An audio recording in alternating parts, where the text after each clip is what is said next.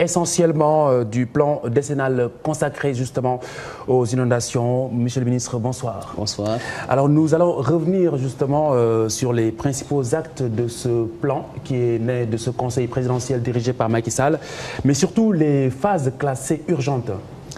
Tout à fait. Comme vous l'avez si bien dit, Monsieur le Président de la République a présidé un conseil présidentiel destiné uniquement aux inondations. Parmi les décisions retenues, il est prévu une phase urgente pour régler le problème des inondations sur un certain nombre de zones, aussi bien à Dakar que dans le reste des régions. Et ce phasage permettra, dès 2013, de résoudre de manière significative la situation des inondations au niveau de certaines zones qui ont été déclarées comme étant des zones critiques. On peut citer Ouest Foire, on peut citer la zone du Cissesse, Grand Yoff. C'était tout de même la surprise, hein, Ouest Foire, on ne s'y attendait pas trop. Si, parce que dans les dernières années, on ne voyait pas. Oui, mais vous savez, nous sommes allés un peu plus loin. Déjà en 1910, nous avons pu obtenir des documents, des cartes de cette zone-là, où passer vers la Foire, vers Philippe Maguilène Senghor, des marigots, ce qu'on appelait les Wayagich, qui sont des marigots qui existaient. Et avec l'arrivée des pluies, mais évidemment, ces cours d'eau vont reprendre leur cours normal. Donc c'est un peu la situation qui explique, entre autres, l'inondation de Ouest Foire. Je souris puisque je connais un peu le terme Wayagich, parce que j'entendais souvent parler de Waiga. Exactement. Étant originaire de Yoff. Alors justement, il est difficile de convaincre certains Sénégalais qui se sont établis dans des zones inondables. Parfois, ces Sénégalais sont attachés à ces zones. Il est difficile justement de les déplacer. Comme le déplacement de population est prévu justement dans ce programme, comment est-ce que vous allez vous y prendre pour justement les convaincre? Vous savez, effectivement, ces Sénégalais qui se sont installés là-bas, certainement ont eu des documents administratifs qui leur ont permis de s'installer, c'est-à-dire des autorisations de construire. C'est la raison pour laquelle M. le Président de la République, lors de ce conseil présidentiel, a donné des instructions fermes pour qu'aucune autorisation de lotir ou de construire ne soit délivrée dans des zones déclarées non édificantes.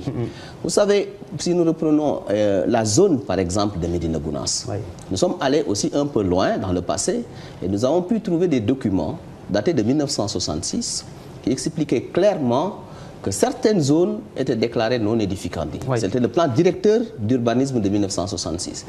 Avec le temps, les populations, les gens sont venus s'installer exactement dans ces zones non édificantes qui correspondent aujourd'hui aux zones inondées. Donc vous voyez, tout s'explique.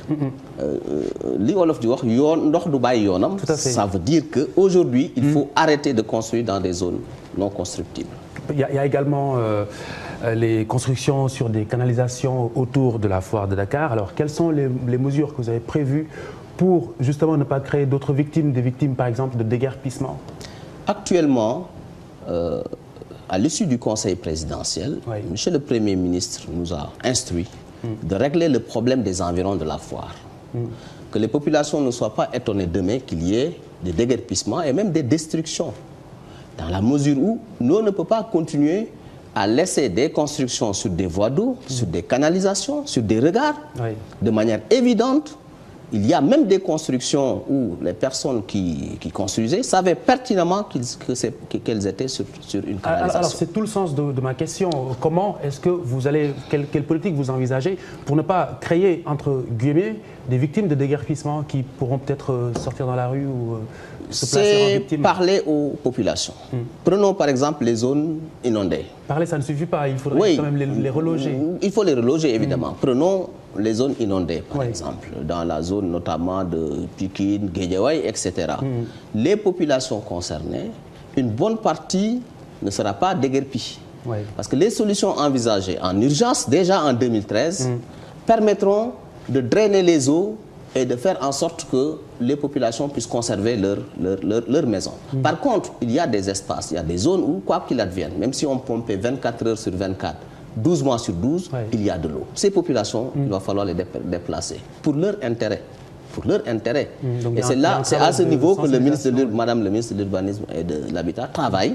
Des zones ont été identifiées qui vont être aménagées et ces populations seront déplacées vers ces zones-là. Justement, Monsieur le ministre, il y a également un facteur assez sournois, c'est la démographie.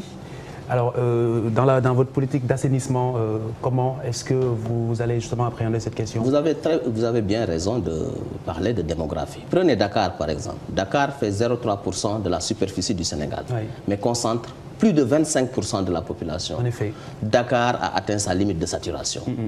Il va falloir, au niveau de l'État, et le président de la République en a parlé, réfléchir sur un changement de flux. Il faut éviter que tout le monde converge vers ce cône-là que représente la région de Dakar. Il faut aller vers Thiès, il faut aller vers Mbour. Et dans le cadre de l'aménagement du territoire, les ministres concernés y travaillent. Il faudrait que les populations acceptent de sortir de Dakar. C'est intenable maintenant.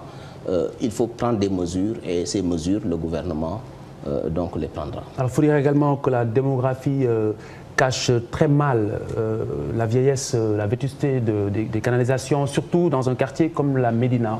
Oui, tout à fait. Vous avez raison. Vous savez, Dakar souffre d'un déficit d'investissement en matière d'assainissement. Oui.